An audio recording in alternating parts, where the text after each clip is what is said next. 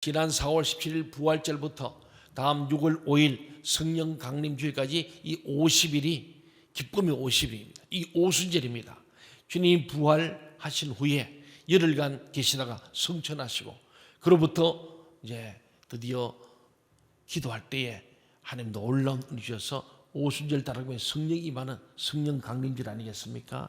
그래서 오늘 이 말씀은 우리가 볼 때에 부활 후 6번째 주일에 주시는 말씀으로 함께 보는데, 오늘 말씀을 요약하면은 다시 누가복음으로 돌아서 보니까 예수님은 표적을 구하는 악한 세대에게 요나의 표적밖에 보일 것이 없다, 그렇게 말씀합니다. 심판 때 이 남방 여왕과 니느웨 사람들이 이 세대 사람을 정죄할 것입니다. 예수님은 솔로몬과 요나보다 더 크신 분이기 때문이라고 말합니다. 예수님은 몸에 등불이 눈을 밝혀 자신 안에 있는 어둠이 있는지 살피라고 하셨어요. 그래서 오늘 설교 제목을 어둠을 밝히는 등불이라고 설정했습니다. 먼저 오늘 우리 본문인 누가복음 11장 29절 30절 말씀을 다 함께 한번 읽어보겠습니다. 시작. 무리가 모였을 때 예수께서 말씀하시되 이 세대는 악한 세대라. 표적을 구하되 요나의 표적밖에는 보일 표적이 없나니 요나가 니네 사람들에게 표적이 된가 같이 인자도 이 세대에 그러하리라. 아멘. 예수님 당시에 유대인들은 정치적인 해방을 이루어질 군사적인 메시아를 기다렸습니다. 로마의 식민지로 있었기 때문에 정치적 해방 그리고 무력으로 군사력으로 로마를 쫓아내는 그런 구원자, 그 메시아를 그들은 기다렸습니다. 이런 고정관념 때문에 그들은 예수님이 누구인지 제대로 파악을 하지 못했습니다. 유대인들은 눈이 어두운 사람처럼 예수님을 밝히 볼 수 없어요. 왜? 예수님은 무장한 장군으로 오신 게 아니고 별 볼 없는 나사렛 시골떡이요 목수의 아들로 있었기 때문에, 그리고 그의 공생애를 보더라도 그냥 나약하고 그저 제자 몇 명 데리고 다니면서 초라한 모습이기 때문에 그들이 생각하는 정치적인 메시아, 군사적인 메시아로서의 모습은 전혀 찾아볼 수 없었기 때문에 그들은 예수님을 바로 알아보지 못했습니다. 그들의 눈을 어둡게 하는 원인은 그들이 가진 의도로 발생한 이 고정관념이었어요. 이 고정관념은 유대인들의 인식작용을 지배해버립니다. 여러분, 고정관념이 잘못되면요 인생은 한 발짝도 앞을 나가지 못하는 거예요. 고정관념을 깨뜨려야 합니다. 아멘. 신앙생활에도 고정관념을 가진 사람은 신앙이 발전이 없어요. 그래서 예수님께서도 씨 뿌린 위에서 마음밭에 대한 얘기를 하잖아요. 돌짝밭, 길가밭, 가시밭, 그 다음에 옥토를 말하는 거예요. 고정관념은 돌멩이로 꽉 차인 사람, 돌 같은 마음은 고정관념이죠. 그 사람은 안 변해요. 무슨 말 해도 다 튀어나와 버려요. 길가밭같이 반질반질한 거 아무리 씨를 뿌려도 역시 그는 새들이 다 물가 버리고, 가시밭, 이게 뭔가 염려가 많고 막 마음에 상처가 많고 이런 사람들, 그 고정관념, 부정적인 생각 때문에 믿음의 씨앗이 들어가서 자라질 못하고, 그래서 돌도 굴러내고 가시도 뽑아내고 불태워버리고 굳은 땅도 갈아엎어 기경하고, 그래서 덩어리를 다 깨고 씨 뿌릴 수 있는 그 부들부들한 옥토, 거기에 씨를 뿌리면은 씨가 자라서 100배, 60배, 50배 열매를 맺는다는 거예요. 근데 고정관념은 돌 같은 마음, 가시 같은 마음, 길가밭에 교만하고 반질반질한 마음, 이런 고정관념인 사람은 절대 믿음이 자라지 않습니다. 오늘 우리도 예배드릴 때 주님, 우리의 죄를 내놓고 주님 오늘 말씀해 주옵소서. 종이 듣겠습니다. 아멘. 귀를 열고 듣고 마음을 열고 듣고 그 말씀대로 살겠습니다. 아멘. 그런 마음으로 납작 엎드릴 때에 이 말씀이 여러분에게 들어가서 씨앗이 되고 뿌리가 내리고 잎이 자라고 줄기가 자라고 마침내 꽃을 피우고 열매를 맺을 줄로 믿습니다. 아멘. 유대인들이 왜 2000년 동안 나라를 잃어버리고 그 고통의 세월, 지금도 이스라엘 좁은 땅에 팔레스타인과 더불어서 늘 적대감을 갖고 사는 긴장감 속에 있는가? 이 고정관념 때문에. 그 고정관 속에는 자기들이 제일이라는 게 선민의식이에요. 그리고 자기들 고정이 뭐냐면은 우리가 생각하는 메시아는 로마를 깨부숴버릴 수 있는 힘 있는 사람이 우리의 메시아다. 그 고정관념, 잘못된 고정관념 때문에 진짜 주님 오셨는데 메시아 예수 오는데도 그들은 성경 말씀을 쫓아가서 예언된 말씀이 아니고 자기들의 고정관념에서 메시아인지 아닌지를 판단하려 했기 때문에 예수님을 알아보지 못했습니다. 예수님 당시 이 세상은 그래서 불경건하고 부도덕했습니다. 사람들은 예수님을 알지 못하고 믿지 못했습니다. 그들이 예수께 표적을 구하지만 진심으로 믿으려는 동기에서가 아니고 단지 호기심에서일 뿐이었습니다. 예수님께서 이미 많은 표적들과 기적들을 행하셨습니다. 오직 요나의 표적밖에는 보일 게 없다고, 더 이상 보여줄 기적이 없다.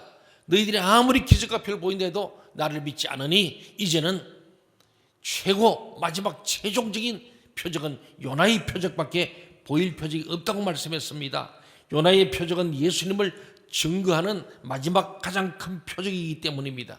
요나의 표적이란 무엇입니까? 요나가 3일 동안에 큰 물고기 뱃속에 들어갔다가 나온 것처럼 예수님께서 십자가에 죽으시고 무덤에 장사 지낸 바 되신 후에 제3일에 부활하실 것을 가리키는 거예요. 그것은 예수님을 증거하는 마지막 표적이 될 것입니다. 그것은 예수님을 최종적으로 확정할 것을 말씀하기에 요나의 표적이에요. 결국은 예수님의 십자가 부활과 이 영생의 이 캐리그마의 복음, 이거 있죠. 그러니까 예수님의 이 죽음을 이기고 사망을 이긴 부활이야말로 요나의 표적에 바로 내용임을 말씀하고 있습니다. 사악한 니느웨 사람들도 선지자 요나의 설교를 듣고 회개했지만은 고정관념에 사로잡힌 유대인은 메시아 예수님의 설교를 듣고도 회개하지 않았어요. 지금도 마음이 완악한 사람들, 고정관념에 사로잡힌 사람들은 진짜 예수님 오셔서 말씀을 전했다. 에이, 예수 아니야? 그렇게 됐나? 그런 말씀이에요. 부자와 죽은 나사로가 같이 죽었는데 부자는 아브라함 편에, 그 부자는 저 지옥에서 불타고 있어 뜨거워서 견딜 수 없어 목말라고 있을 때 그러잖아요. 그 부자는 지금도 자기가 부자고 나사로는 갑을광인 줄 알고 아브라함한테 나사로 시켜서 물 한 방울 좀 갖다 달라고, 목말라 죽겠다고. 근데 아브라함이 이 천국과 지옥에 이것은 골이 깊어서 갈 수도 없고 올 수도 없는 것이다. 그렇게 말씀하잖아요. 예. 그리고 고정관념이 무서운 거예요. 이스라엘 민족이 자기들만 구원받는 선민사상 제1, 자기들이 중심이라는 중앙사상, 이게 그들로 하여금 어둠을 밝히는 등불이 없는 꺼진 등불, 그 어둠 속에서 주님을 발견 못하는 이 고정관념 때문에 그들은 예수님을 만나고 예수님 말씀을 듣고 예수님 기사를 보고도 예수님을 믿지 않고 회개하지 않았다는 거예요. 니느웨 아수르 사람들, 그렇게 잔인한 사람들인데도 불구하고 요나의 회개 설교를 듣고도 회개하고 그들이 다시금 회복됐거든요. 그런데 요나보다 더 크신 예수님의 설교를 듣고도 유대인들은 예수님을 인정하지 않고 알지도 못하고 믿지도 않고 회개도 하지 않습니다. 이러한 고정관념은 예수님을 결국 십자가에 못 박아 죽임으로써 예수님을 하나님의 저주를 받은 자로 선언하려는 음모를 꾸며 실행하는 데까지 나아갔습니다. 예수를 그냥 묻어버리고 예수는 메시아 아니다, 그렇게 말을 했죠. 그들은 이러한 음모를 실행하기 위해서 예수님이 로마 제국을 전복하려는 정치범이라고, 반란자라고 빌라도에게 모함하고 고발한 거죠. 십자가형이 집행돼서 아무도 예수님을 믿지 못하게 하려는 그들의 계획은 성공하는 것 같았어요. 그래서 정말 빌라도가 십자가 언도를 하고 예수님은 십자가에 못 박혀 죽습니다. 승리한 줄 알았죠. 그렇지만 하나님의 한 수, 요새 말하는 신의 한 수죠. 하나님의 한 수로 모든 게 뒤집혔습니다. 무엇으로? 하나님의 저주를 받은 자라는 십자가의 선언은 부활이라는 놀라운 사건으로 인해서 무효가 되고 오히려 예수님이 하나님의 아들이심을 입증하게 되는 사건이 일어난 거예요. 그들은 십자가에 죽여서 완전히 매장시키려 했지만은 하나님은 예수 그리스도를 사망 것을 이기고 무덤에서 나오게 하심으로 부활이라는 사건을 통하여 그들의 모든 모함과 모든 간교는 다 뒤집어졌습니다. 하나님의 저주를 받은 자라는 십자가의 선언은 부활로 인해서 무효가 되었고 도리어 예수님이 진실로 하나님의 아들이다. 백부장이 그러잖아요. 그 사형 집행을 했던 그 백부장이 그 사건을 쫙 보고 난 뒤 결론은 그는 실로 하나님의 아들이었도다. 아멘. 예. 예수가 하나님의 아들 그리스도임을 입증하는 것이 십자가와 부활 사건이었습니다. 아멘. 우리 시대에도 고정관념은 많은 사람에게 공유되어 의심받지 않고 사람의 눈을 가려서 잘못된 확신에 도달하게 합니다. 최근 우리 정치파를 봅니다마는 묻지마 그냥 지지하는 거예요. 이 잘못된 거예요. 뭐가 좋아서 왜 지지하냐? 묻지마입니다. 설명이 안 되는 거예요. 자기가 지지하면 거기에 목숨을 걸어버려요. 잘못된 걸 보고도 끝까지 따라가는 사람들이 얼마나 많은지 몰라요. 이게 뭐냐면은 유대인들 자기 잘못된 고정관념 때문에 망한 거예요. 여러분 고정관념을 깨뜨려야 됩니다. 아멘. 고정관념은 우리에게는 아무리 유익이 없어요. 우리를 전혀 발전하지 못합니다. 사고가 고정관념 사고의 틀을 깨야 되는 거예요. 그러자면 유대인처럼 자기 고정관념에 사로잡혀서 우리만 구원받고 우리만 선민이다는 제일사상 중앙사상이 있어가지고 결국은 예수를 십자가에 못 박아 죽이고 그들은 2000년간 나를 잃어버리고 그 예수님을 십자가에 못 박으면서 그 피값을 나와 내 자손에게 돌리라고 경거망동에 망령된 망을 함으로 그 말 그대로 말이 씨가 되어서 2000년 나를 잃어버리고 600만 명이 깨스려 죽는 유대인의 비극을 그들은 스스로 자초했거든요. 오늘 우리는 이 고정관념을 깨야 합니다. 자기 생각이 옳다고 생각하면 틀립니다. 항상 듣는 자세로 경청해야 됩니다. 다른 사람 배울 자세 있어야 돼요. 여러분의 고정관념을 깨기를 바랍니다. 아멘. 하나님은 역사 속에서나 이 종말에 이 고정관념을 심판하신다. 깨버려야 돼요. 그리고는 정말 어린아이 같은 마음으로 주의 말씀하여 주옵소서. 주의 종을 통해 제가 배우겠습니다. 주님 말씀을 듣고 순종하겠습니다.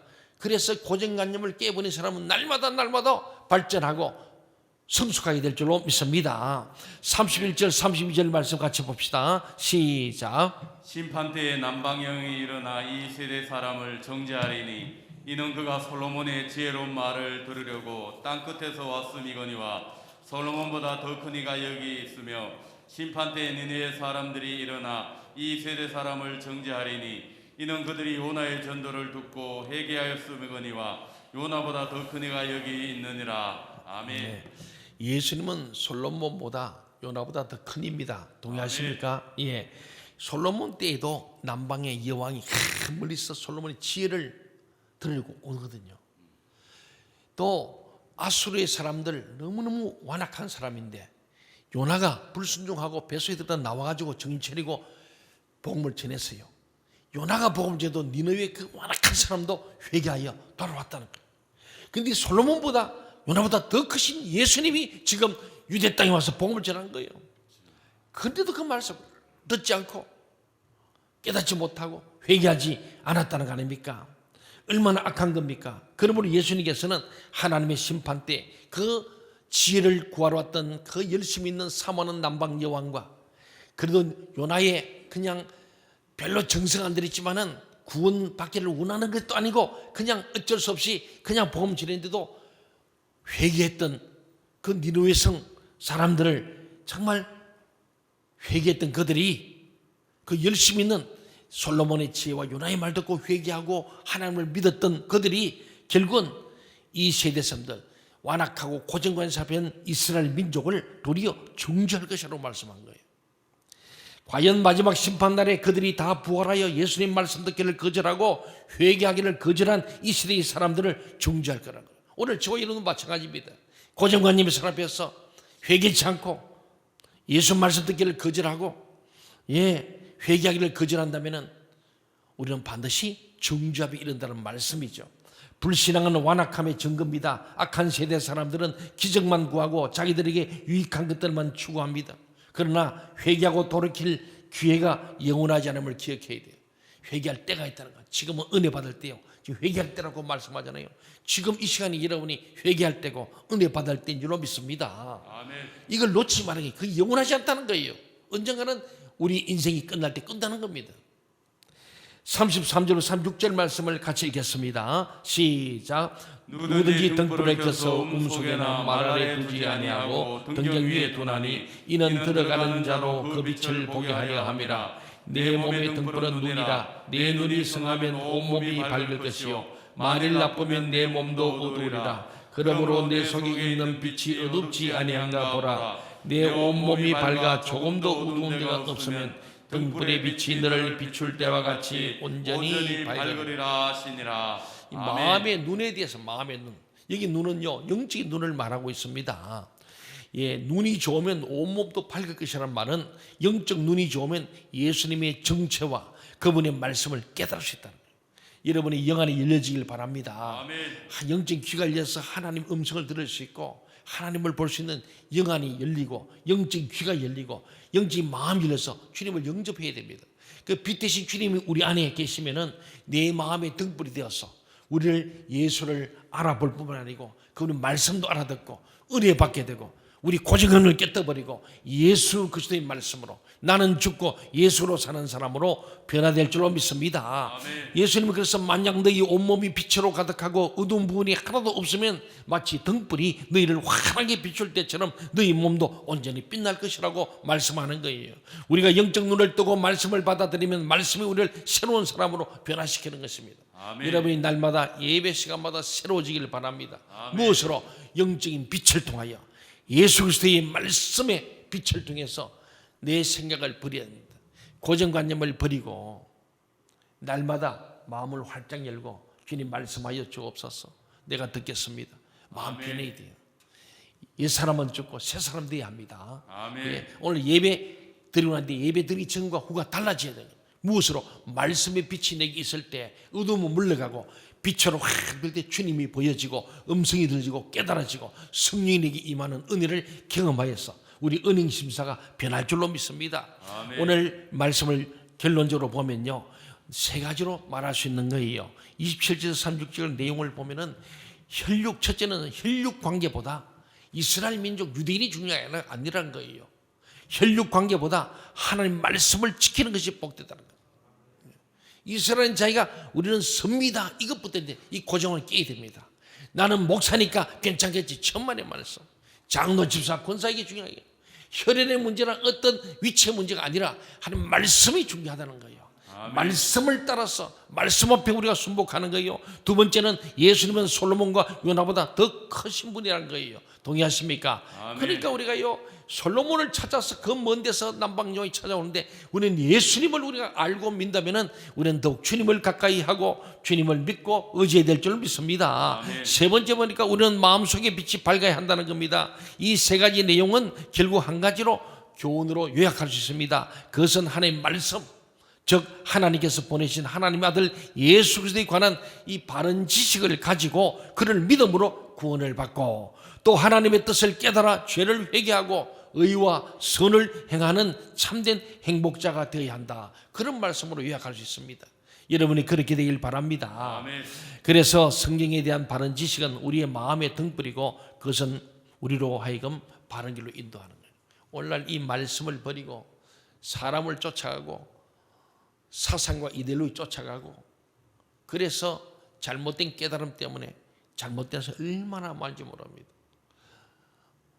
사도 바울이 잘못된 지식 때문에 율법적인 사람으로 수많은 사람을 죽였습니다.